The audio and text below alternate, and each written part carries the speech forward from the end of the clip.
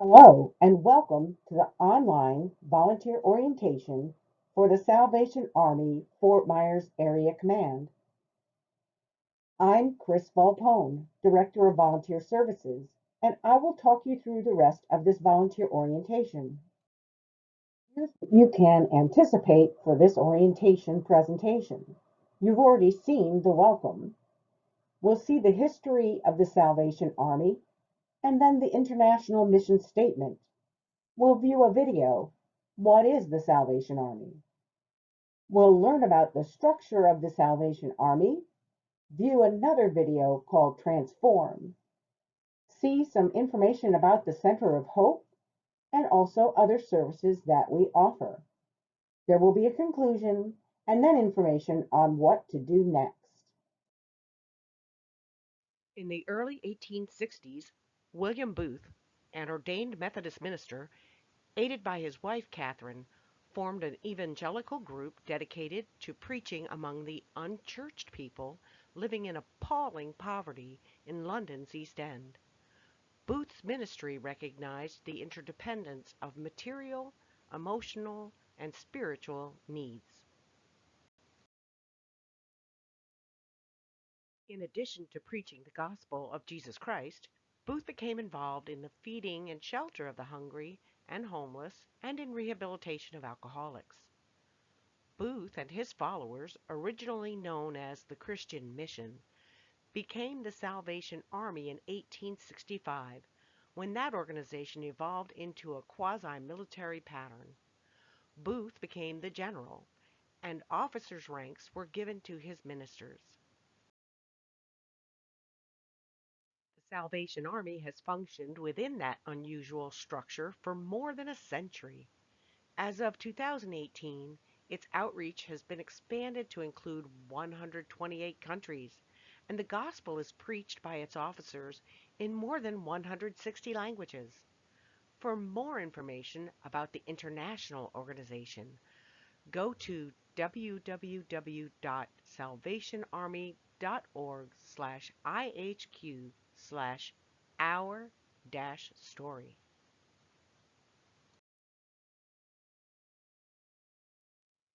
The international mission statement reads, "The Salvation Army, an international movement, is an evangelical part of the Universal Christian Church.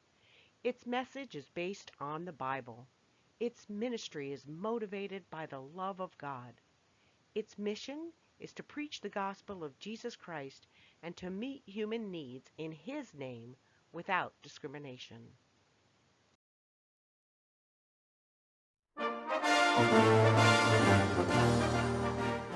Have you ever wondered how the Salvation Army came to be? Let's go back to London, England in 1865. Poverty and suffering were widespread issues across the city. William Booth, with his wife Catherine, committed to walking the streets of London and ministering to the broken, preaching the gospel of Jesus Christ to the poor, the homeless, and the hungry. Under their leadership, a movement began to grow, as did their ministry, recognizing that physical, emotional, social, and spiritual restoration go hand in hand. In William Booth's book, Darkest England and the Way Out, he states, "I must assert in the most unqualified way that it is primarily and mainly for the sake of saving the soul that I seek the salvation of the body." Today, the Salvation Army serves in more than 130 countries across the world, impacting over 25 million people each year in the United States. This looks different everywhere based on the needs of each community. We work to assess local needs by identifying the obstacles and challenges, then develop local programs designed to offer immediate relief, short-term care, and long-term growth. In addition to the well-known Red Kettle, thrift stores, and disaster services, the Salvation Army can be found serving people of all ages in all walks of life. We are motivated by our core values in all we do, choosing to be brave as we help disaster survivors who are searching for a glimpse of hope, showing compassion through our unemployment services and prison ministries for those looking for a way out of their brokenness, passionately caring for our youth through summer camps, daycare centers, educational programs, and providing gifts at Christmas for families in need, being uplifting through our rehabilitation centers and programs for those struggling with alcohol or substance abuse, building trust within communities as we combat human trafficking, love the elderly, and overcome poverty by creating a pathway of hope. At the heart of it all is still the same motivation behind our founder, William Booth's original mission when he started the Salvation Army: to seek and save the lost. Weekly worship services, Sunday school, and Bible studies are held in Salvation Army Corps or churches everywhere, and members gather together in community to encourage each other and grow in the love of God. Salvation Army officers, soldiers, employees, volunteers, donors, and friends help to uphold our branding promise of doing the most good. The Salvation Army, an international movement, is an evangelical part of the Universal Christian Church. Its message is based on the Bible. Its ministry is motivated by the love of God. Its mission is to preach the gospel of Jesus Christ and to meet human needs in His name without discrimination. For more information on the Salvation Army in the USA and to connect with your local Salvation Army, visit www.salvationarmyusa.org.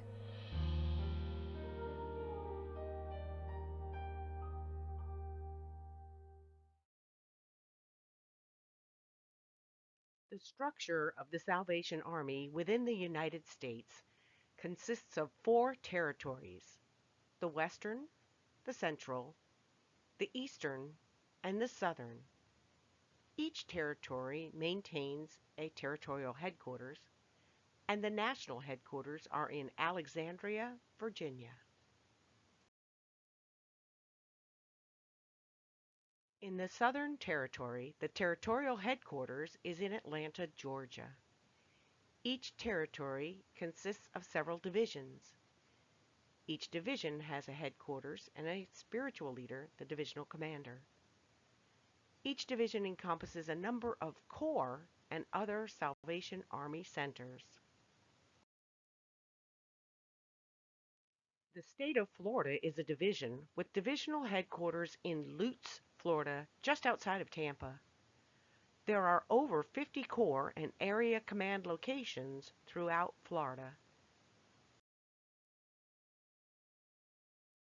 The Fort Myers Area Command encompasses Lee, Hendry, and Glade counties, with outreach locations in LaBelle, Clewiston, Bonita Springs, and Lehigh Acres.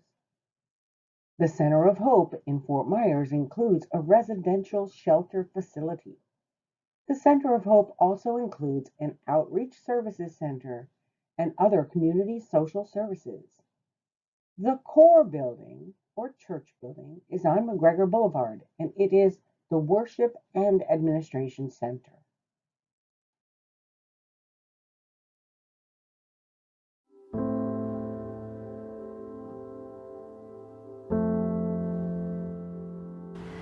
I was 42, 90 days sober, and homeless with a 3.5-year-old little boy. I was just winging it on staying sober, barely hanging on. Where are we gonna sleep tonight? What if there was no room here? I couldn't make it out on those streets. I couldn't have done it. I was basically emotionally bankrupt. I don't think anyone grows up wanting to be an addict, but it happens. I went from owning a home on McGregor to couch surfing to sleeping in the dumpster. I had gotten to a point where I didn't care about life anymore. I didn't care if I was alive anymore. For many years, I've had this not so good relationship with my family. Like, I was labeled the black sheep, you could say. I just felt like I was the bad one. You know, my brothers were up here and I was down there. A lot of the choices in my life, a lot of the things that had happened to me was because for so long in that home, I was like here. I didn't feel like appreciated or anything. I think my lowest point would probably be driving drunk in a blackout with my little boy in the back seat and coming to you on the wrong side of the road. And continuing to do that every day until someone stopped me. I turned my work truck in and I walked around the block to let them all think that I had a place to go because they didn't know my full-blown addiction at that time. And I snuck back to my work after dark and continued to abuse drugs. And I ended up sleeping in the dumpster behind my office that night. My daughter's 12 and I have an 8-year-old son. The first time I spoke to him when I came back around, wasn't comfortable calling me dad. You know, that was very hard. I still have issues with that. You know, I'm still trying to get to know my son. We ended up having a huge argument, and she told me, you need to get out right now, and you're gonna leave me your kids. At that time, I was at a part-time job, 3 days a week. I'm making enough. So I'm looking around, I'm like, how am I gonna do this? I had lost everything that I had from a young man built, my family, my home, a relationship with my parents. It was gone, and I didn't see a way back out of it.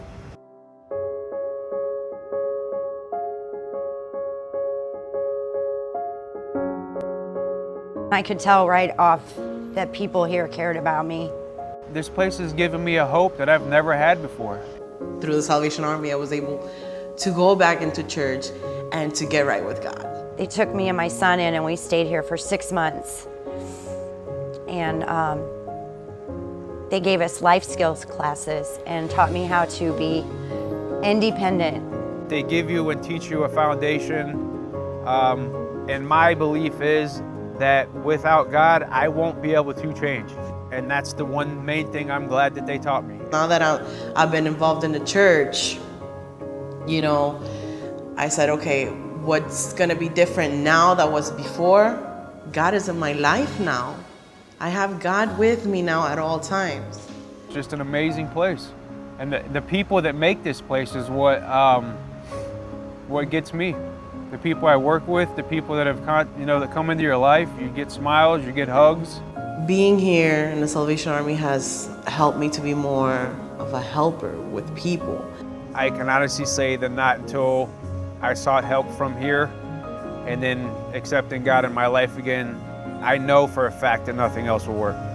I've tried it. One thing that we do now that my kids didn't do before are prayers. I truly don't know where I'd be without the Salvation Army. My son jumps in my arms and calls me dad now, and that's an awesome feeling. My daughter loves me again. She was mad at me for a long time, but I get them 3 days a week now, and it's the best. I get to act like a 12-year-old again, so. Thank you, Salvation Army.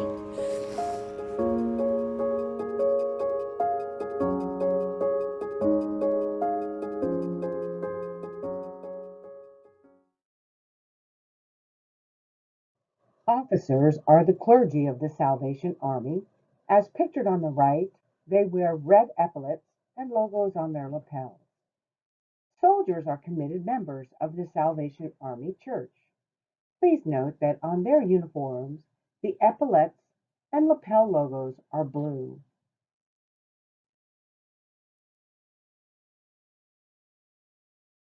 The shelter unit serves single women and women with children.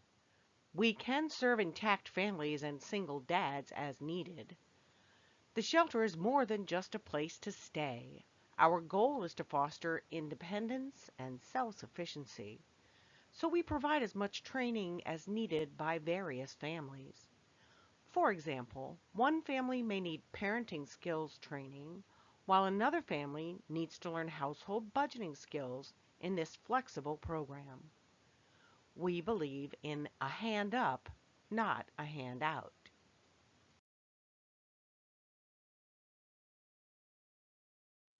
The Corrections Program maintains two separate contracts.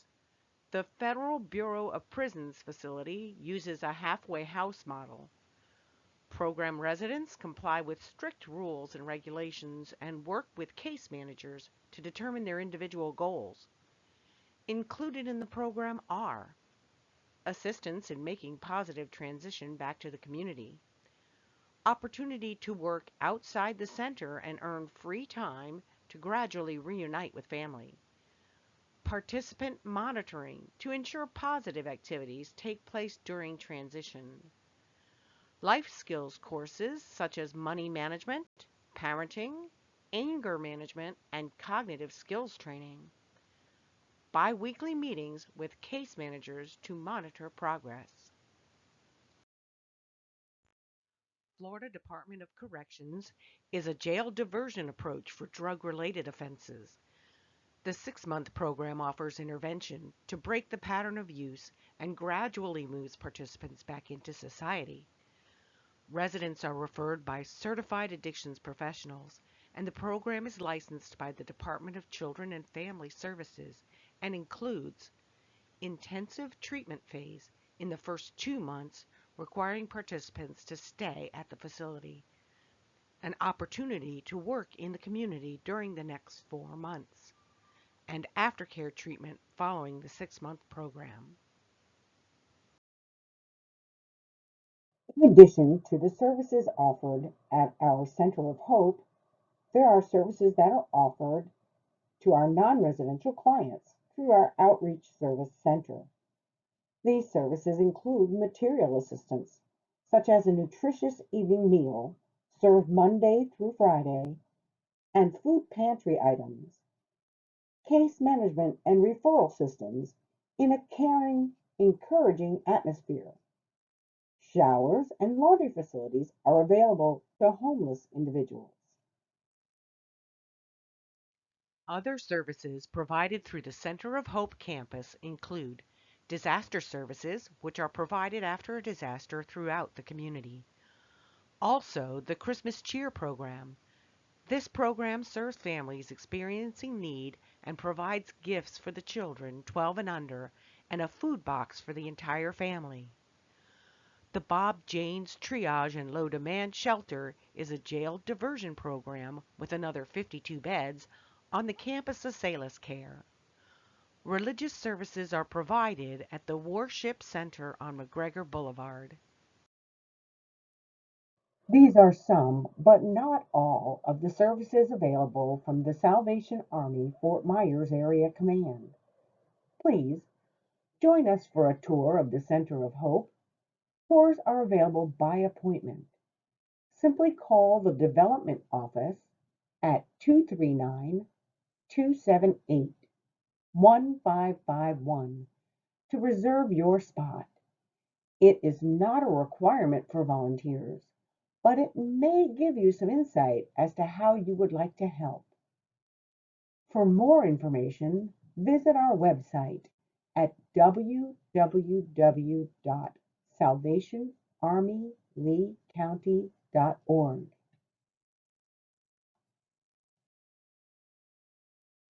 Thank you. And here's what comes next.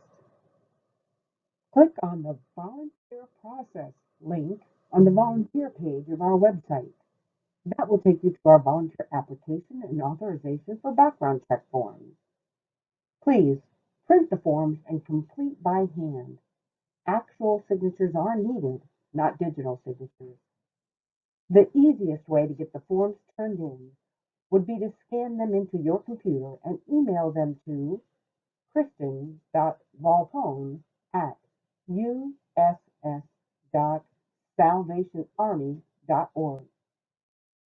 If you cannot scan the forms, you can drop them off at the front reception desk at the Center of Hope, 2400 Edison Avenue, or send them through the postal mail to Chris Volpone, Director of Volunteer Services, The Salvation Army Center of Hope, 2400 Edison Avenue, Fort Myers, Florida, 33901.